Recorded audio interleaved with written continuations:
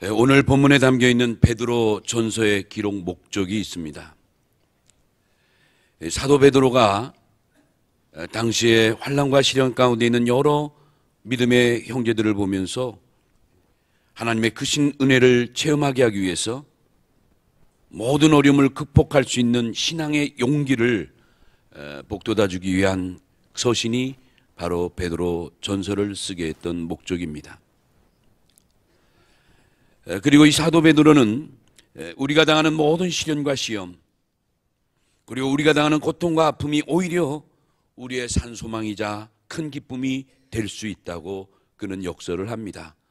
오늘 본문 베드로전서 1장 3절로 6절 말씀이 그 내용입니다. 여러분, 이 환난이 오히려 우리 인생의 거칠이라는 불순물을 제거해 주면서 이를 통해서 삶의 진실성을 견고하게 해준다는 것이 사도 베드로의 설교의 핵심이에요. 그리고 베드로는 계속해서 시련은 우리에게 오히려 겸손의 덕을 이루며 하나님의 살아계심을 실제로 깨닫게 함으로써 마침내 우리에게 영광스러운 즐거움을 맛보게 한다는 것을 그는 이렇게 우리에게 말씀을 하고 있습니다. 자, 오늘은 사도들이 이러한 고난과 역경 속에 있는 성도들에게 몇 가지 의미 있는 권면의 말씀을 주시는데, 이 권면의 말씀 몇 가지를 여러분에게 전해드리려고 해요. 자, 첫 번째 권면의 말씀이 뭐냐면 시련을 만나거든 온전히 기쁘게 여기라는 거예요. 시련을 만나거든 오히려 기쁘게 여기라는 거예요. 여러분, 우리가 쉽게 이해가 되지 않습니다. 우리가 당하는 삶에서 시련과 역경이 왔을 때 우리는 힘들고 좌절하고 불평하고 괴로워할 수밖에 없는데, 그런데 사도들은 오히려 기뻐하라는 거예요. 그것도 온전히 기뻐하라고 오늘 말씀합니다. 오늘 이 본문 가운데 그 1장 6절에 보면 사도 베드로가 이런 말씀이에요. 그러므로 너희 형제들아, 이제 여러 가지 시험으로 말미암아 잠깐 근심하게 되지 않을 수 없으나 오히려 크게 기뻐하는도다. 이 세상에서 우리가 잠시 동안 근심하게 되지 않을 수는 없지만, 그러나 그거 갖고 절망하지 말라, 그 뜻이에요. 오히려 그거를 크게 기뻐하라는 거예요. 계속해서 베드로는 이제 4장에 가면 베드로전서 4장 12절에서 13절에도 동일한 말씀을 해요. 사랑하는 자들아, 너희를 연단하려고 오는 불시험을 이상한 일 당하는 것 같이 이상히 여기지 말라. 우리에게 다가오는 수많은 불같은 시험이 있는데 이거 우리에게 올 때마다 이상하게 여기지 말라는 거예요. 오히려 그것을 가지고 오히려 즐거워하라는 거예요. 여러분, 대단하지요? 이런 귀한 말씀을 전하는 사도들의 신앙이 참으로 부럽기 짝이 없어요. 또 이때 또 예수님의 동생인 사도 야고보가 이와 동일한 말씀을 합니다. 사도 야고보의 말씀은 야고보서 1장 2절인데 여기도 동일하게 너희가 여러 가지 시험을 만나거든 온전히 기쁘게 여기라. 여기서도 사도 베드로와 동일한 메시지를 우리에게 전해주고 있어요. 사랑하는 성도 여러분, 예수님을 믿는 우리들은 그 믿음 때문에 고난이 따를 수 있습니다. 그 고난 때문에 너무나 많은 불이익을 당하고 너무나 많은 마음의 아픔을 당하지만은, 그런데 오히려 그 결과는 우리 주님 나타나실 그때에 반드시 칭찬과 영광과 존귀를 얻게 된다고 사도들은 힘차게 우리에게 증거합니다. 바로 이것 때문에 마지막 때 받을 우리의 보상, 우리 주님의 칭찬과 영광과 존귀가 있기 때문에 그래도 우리는 시련 속에서 기쁨을 소망할 수 있고 고통 속에서도 우리는 안위를 찾을 수가 있다는 거예요. 사랑하는 성도 여러분, 혹시 오늘 이 시대에 우리가 이 모양 저 모양으로 시련을 만나고 있는 성도들 계십니까? 이 자리에 우리가 살아가면서 알게 모르게 또는 억울하게 이렇게 아픔을 당하고 고통을 당하는 성도들 있습니까? 오늘 이 본문의 말씀이 오늘 우리에게 위로하기에 충분한 말씀이에요. 우리도 어려움을 당할 때 믿음으로 소망 가운데 기뻐하라는 거예요. 그리고 이렇게 신령한 하나님의 나라를 바라보면서 기업의 백성으로서 살아가라고 말씀은 우리에게 권면해 주는 거예요. 사랑하는 성도 여러분, 이런 면에서 이 땅에서의 시련과 고통은 우리를 파멸시키는 조건이 아니라 오히려 그것이 우리를 성장시키고 우리를 성숙시키고 더 크고 굵고 깊은 인간으로 만드는 하나님의 성숙의 기간, 축복의 기회로 우리가 받아들일 수만 있다면 정말 그것은 우리에게 큰 기쁨이 될 수가 있을 줄로 믿습니다. 그래서 우리의 시련을 오히려 긍정적으로 받아들이라는 거예요. 우리의 아픔이 영원한 아픔이라는 게 영원한 아픔이 되지는 않는다는 거예요. 여러분, 하나님이 오늘 우리를, 하나님께서 우리가 잘나서, 우리가 부족함이 없어서, 우리가 화려해서 우리를 택한 게 아니라 어쩌면 우리가 가장 부족하고 가장 연약하고 가장 무기력하기 때문에 우리를 택하실 수 있었다는 거예요. 왜 택하셨을까요? 욥이 고백한 대로 가장 연약한 우리를 택하셔서 하나님이 가장 능력 있는 모습을 이 세상에 드러내시기 위해서 우리를 택하셨다는 거예요. 여러분, 믿으시기 바랍니다. 여러분, 보석 중에 진주의 아름다움을 기억할 수가 있습니다. 이 조개의 연하고 부드러운 살 속에 그만 모질고 까칠한 모래가시가 들어간 거예요. 연하디 연한 그 조개의 살이 이 모래가시를 견딜 수가 없는 거예요. 그래서 그만 상처가 나서 아픔이 계속될 때 조개는 그 상처를 낫게 하기 위해서 계속 수없이 진액을 뿜어대는 거예요.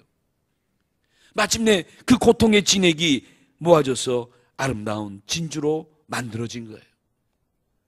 여러분, 진주가 주는 영적인 메시지가 우리에게 있어요. 여러분, 우리에게 찾아오는 많은 시련과 역경이 있지만 오히려 그 고난 때문에, 오히려 그 역경 때문에 오히려 나에게 황금보다 더 값진 신앙의 열매를 맺을 수 있다는 거예요. 여러분, 믿으시기 바랍니다. 두 번째, 오늘 사도들의 교훈은 두 번째 이런 교훈을 합니다. 너희가 시련을 만나거든 믿음으로 이겨내라. 시련을 만나거든 믿음으로 이겨내라는 거예요. 사도 야고보가 야고보 1장 3절로 4절에 이런 표현을 합니다. 이는 너희의 믿음의 시련이 인내를 만들어내는 줄 너희가 알미니라. 인내를 온전히 이루라. 이는 너희로 온전하고 구비하여 조금도 부족함이 없게 하려 함이니라. 너희는 인내를 온전히 이루라. 여러분, 우리가 삶의 어려움에 대한 무기가 있다면 과연 무엇일까요? 내 삶에 찾아오는 수많은 시련과 역경을 내가 극복할 수 있는 나름대로의 무기가 있다면 과연 무엇이 있을까? 그게 바로 인내라는 거예요. 사도 야고보는 바로 인내를 우리에게 가르쳐 주는 거예요. 시련이 있기 때문에 우리는 인내가 있을 수 있다는 거예요. 근데 그 인내가 마침내 우리에게 소망의 세계로 이끌어 간다는 거예요. 시련보다도 그 시련을 감내하는 인내의 강조를 하고 있는 거예요. 그러면서 오늘 야고보 1장 4절에 보니까 인내를 온전히 이루라. 제가요, 이 야고보 1장 4절을 이 주석을 보고 원문을 이렇게 대조하면서 보니까 이 인내를 온전히 이루라는 번역이 원직역으로 하니까 이렇더라고요. 인내로 하여금 하고자 하는 모든 일을 완성케 하라. 그런 뜻이더라고요. 우리가 인내를 가지고 인내로 하여금 내가 하고자 하고 원하고자 하는 모든 일이 이룰 수 있도록 하라는 거예요. 뭘로요?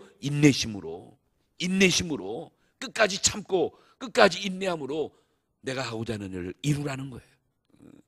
얼마나 놀라운 권면의 말씀이에요. 여러분, 우리가 잘 참다가도 중도에 포기하면 그만 물거품이 되고 말아요.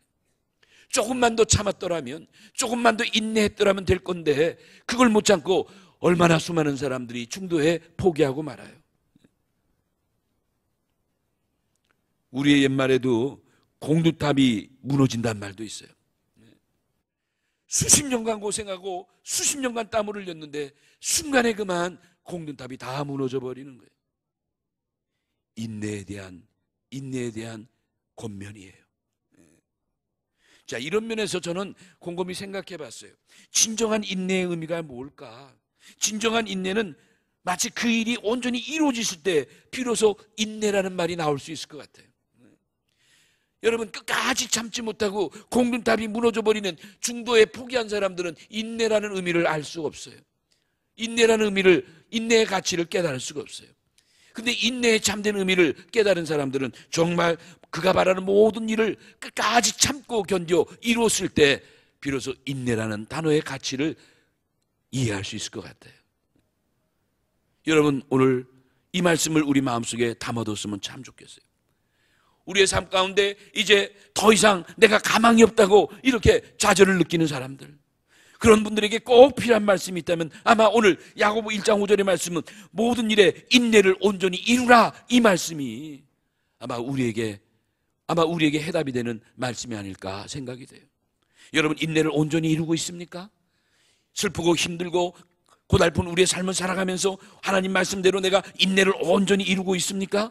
그 인내를 붙들고 있으면 인내가 그 모든 일을 다 이루게 해준다고 성경은 가리키는 거예요. 물론 하나님이 뒤에서 역사하시지만 결국 그 인내심이 모든 일을 선한 길로 인도한다고 오늘 우리에게 가르쳐 주는 거예요. 여러분, 힘드시지만 참을만 하잖아요. 여러분, 사도 바울이 위대한 영적 공식 하나를 우리에게 이렇게 제시를 합니다. 사도 바울이 제시하는 그 영적인 공식이 어디 있느냐, 로마서에 보니까 로마서 5장 1절로부터 4절에 그 말씀이 있어요. 여러분, 혹시 성경 보시려면 로마서 5장 1절로 4절까지 말씀 한번 펴보세요. 신약의 245쪽인데 신약 245쪽 로마서 5장 1절로 4절 말씀, 오늘 이 말씀을 들으면서 이 말씀하고 잘 연관시켜 보세요. 이 로마서 5장에 사도 바울이 자기의 그 모진 삶을 살아가면서 이러한 영적인 공식 하나를 이제 로마 교인들에게 설파하는 거예요.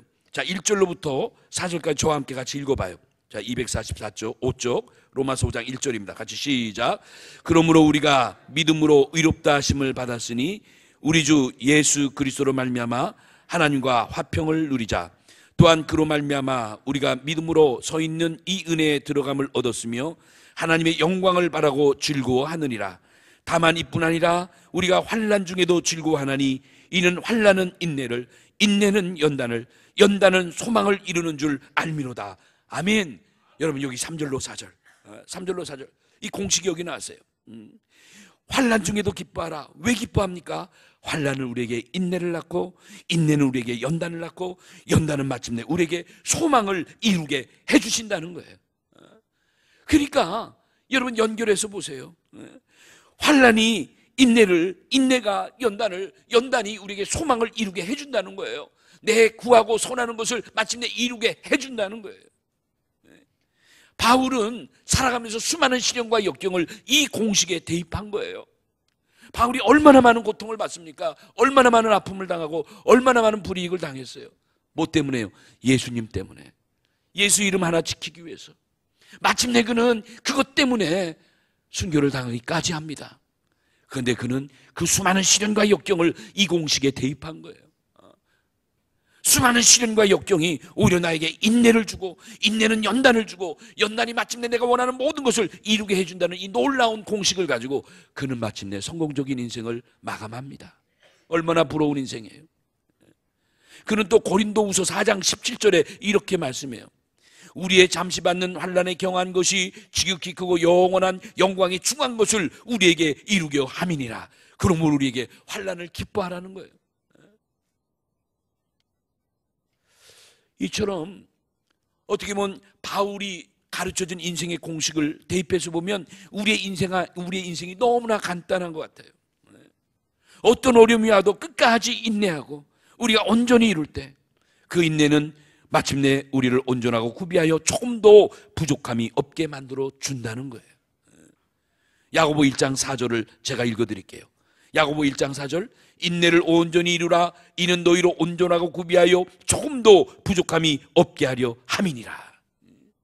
마지막 세 번째 권면의 말씀이 시련을 만나거든 하나님께 지혜를 구하라고 오늘 사도들은 우리에게 권면합니다. 하나님께 지혜를 구하래요. 세상에 그 어떠한 사람들에게, 똑똑한 사람들, 능력 있는 사람들, 무슨 뭐 경험 많은 사람들, 나보다 나은 사람들, 그 어떠한 세계에 가서 우리가 뭔가 얻으려고 하지 말고 그럴 때마다 엎드려 누구에게? 하나님께 지혜를 구하래요. 근데 그 지혜가 어떤 지혜인가? 위로부터 오는 지혜라는 거예요. 위로부터 오는 그 지혜를 구하라는 거예요. 여러분, 혹시 우리가 시련의 삶을 당하게 되면 여러분 지혜를 구하세요. 그 지혜는 하나님이 위로부터 주시는 거룩한 지혜인 줄로 믿습니다. 야고보 1장 5절에 사도 야고보가 이런 말씀을 해요. 너희 중에 누구든지 지혜가 부족하거든 모든 사람에게 후히 주시고 꾸짖지 아니하는 하나님께 구하라. 하나님께 구하라. 그리하면 주시리라. 지혜를 하나님께 구하래요. 왜요? 그 지혜는 위로부터 주시는 지혜니까. 자, 이제 결론의 말씀을 드리려고 그래요. 사랑하는 여러분, 우리도 모두가 정말 살아계신 하나님께 우리가 마음의 초점을 맞추시길 바랍니다. 솔로몬처럼, 다윗처럼, 노아처럼. 여러분 어떤 인생을 살아가세요? 아직도 초점이 없어요? 아직도 초점이 뿌엽니까? 헷갈립니까? 창세기 6장 8절에 보니까 노아 인물 너무 잘 알죠? 아담의 10대에서 노아가 대홍수 때 구원받았잖아요. 근데 그 창세기 6장 8절에 보니까 노아가 살던 시대 모든 사람들이 다 초점을 잊고 살았어요. 그들의 초점은 오직 먹고 마시고 시가고 장가가고 하는 일에 그들의 모든 인생의 초점은 다 세상적이었어요. 그러나 노아만큼은 그의 인생의 초점이 오직 여호와 하나님께 맞춰줬어요. 그래서 창세기 6장 8절에 이런 말씀합니다. 그러나 노아는 여호와께 은혜를 입었더라. 따로 합시다 여러분. 노아는 여호와께 은혜를 입었더라. 이것도요 우리 번역에는 이렇게 돼 있는데, 그러나 노아는 여호와께 은혜를 입었더라 이렇게 창세기 6장 8절이 번역돼 있는데, 원문에 보니까 원문을 직역하면 뭐예요? 노아가 하나님의 초점, 하나님을 그의 초점으로 삼고 하나님의 초점에서 흐려진 삶을 살지 않았다는 거예요. 노아는 한평생 그의 삶의 초점을 여호와 하나님께 두고 하나님과 함께 그 초점이 흐려지지 않는 삶을 살아갔대요. 그랬더니 마침내 다른 사람들은 다 심판의 대상이 됐는데 그 시대에 노아만큼은 하나님이 은혜를 입혀주시고 노아만큼은 그 시대에 구원해 주셨다는 거예요. 여러분 우리에게 뭘 의미해요? 뭘 시사하죠? 오늘 우리가 어떠한 삶을 살아가라고 하나님은 노아의 이야기를 성경에 담아주셨을까요? 여러분 여러분의 삶의 초점은 지금 어디에 맞춰져 있습니까? 이 말씀만 하고 마치려고 그래요. 구약의 한 사건을 또 소개하려고 하는데, 구약의 여호수아 시대에 일어났던 한 사건이에요. 이 말씀이 여호수아 10장 12절에서 13절에 보면 나오는 말씀인데, 지금으로부터 약 한 3,500년 사건이죠. 이스라엘의 지도자 모세의 후계자인 여호수아 때 이런 전쟁사가 있었어요. 여호수아가 갑자기 화친을 맺었던 기브온 족속에게 전가를 받습니다. 기브온 족속이 좀 약한 족속이거든요. 그런데 옆에 이 아모리 족속이 5 왕들이 연합해서 연합 대군을 형성해서 이 약한 기브온 족속을 멸하러 쳐들어온 거예요. 기브온 족속이 이거 아모리 족속의 5 왕이 연합해가지고 대군을 갖고 쳐들어오니까 도저히 감당할 수가 없으니까 재빨리 화친을 맺은 여호수아에게 급전보를 보낸 거예요. 구해달라고, 살려달라고, 빨리 원병을 보내줘서 이 전쟁에서 우리를 구해달라고. 그가 이렇게 여호수아에게 도움의 손길을 뻗친 거예요. 여호수아가 그 전가를 받고, 그래? 나랑 화친 맺은 형제인데 안 돼. 그래가지고 여호수아 긴급 군사를 동원해서 이 전쟁에 참전을 합니다. 아모리 족속 5 왕과 일대 전쟁을 벌이면서 위기에 처한 형제 누구죠? 기브온 족속을 살려내기 위해 이 전쟁에 들어간 거예요. 그런데 전쟁이 정말 치열하게 붙는데 어느 날 드디어 여호수아 이스라엘 군대가 드디어 전세를 휘잡게 된 거예요. 그 강력한 아모리 족속 5 왕들을 드디어 이스라엘 족속이 서서히 몰아치기 시작한 거예요. 이제 조금만 더 있으면 이 전쟁을 이길 수가 있는 거예요. 그 강력한 아모리 연합군을 몰아낼 수가 있는 거예요. 근데 시간이 문제예요. 해가 점점 기울어지는 거예요. 여러분 해가 지면 어떻게 돼요? 적군이 보이지 않고 전세를 파악할 수 없고 지금 승승장구 승리하던 이 대세를 몰고 나가야 될 텐데 해 떨어지면 안 되잖아요. 이때 여러분 여호수아의 심정을 한번, 이 전쟁을 이끌어가는 이 여호수아의 심정이 어땠겠어요? 제발 좀 시간만 좀 제발 좀 태양 좀 머물러 있으면 좋겠다. 이제 조금만 더 해만 비치면 이제 이 전쟁이 이길 수 있을 텐데. 근데 해가 점점 기울어지는 거예요. 이때 여호수아가 산에 올라가서 담대하게 외쳐요. 태양아 기드온 위에 머물라. 달아 너도 그리할지라. 여러분 얼마나 다급했으면 여호수아가 이런 선포를 했어요. 태양아 기드온 위에 머물러 달라. 달아 너도 기다려달라. 그런데 어떻게 되죠? 여호수아에 보니까 하나님이 이 여호수아의 기도를 들어주신 줄로 믿습니다. 이스라엘이 이겼어요. 하나님이 이 대세를 몰고 승리할 수 있도록 기다려주신 거예요. 여러분 이게 인간의 힘으로 될 수 있습니까? 여러분 이게 인간의 힘으로 될 수 있냐고. 이 초자연적인 힘을 하나님이 이러한 여호수아의 기도도 들어주셨어요. 여러분, 여호수아의 하나님이 오늘 우리의 주님일 줄로 믿습니다. 여러분, 힘을 내세요. 혹시 지금 어떠한 문제로 인해서, 어떤 시련으로 인해서 아픔이 있고 고통이 있고 슬픔이 있다 할지라도, 이런 것들을 만나고 있다 할지라도 우리는 하나님이 계시잖아요. 그래도 우리에게는 믿을 만한 마지막 보루가 있잖아요. 여호수아처럼 마지막 전쟁, 이제 시간만 좀 주시면, 해만 좀 비춰주시면 이길 수 있다고 생각했던 여호수아가 마지막에 뭐라고 해요? 하나님께 외치잖아요. 그래도 여호수아에게는 하나님이 계셨잖아요. 사랑하는 여러분, 우리 하나님의 백성들에게 우리가 의지할 수 있는 유일한 소망은 바로 기도의 힘인 줄로 믿습니다. 그래요. 그래서 이 기도의 힘은 세상의 어떤 것보다도 가장 위력한 힘인 거예요.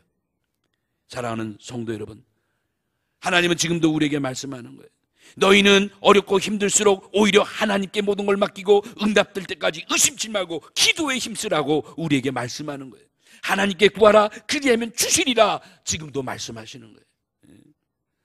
우리 예수님이 제자들이 갈릴리 바다에서 그냥 폭풍에 만나서 그냥 배가 전복되고 물이 들어오고 죽게 됐어요.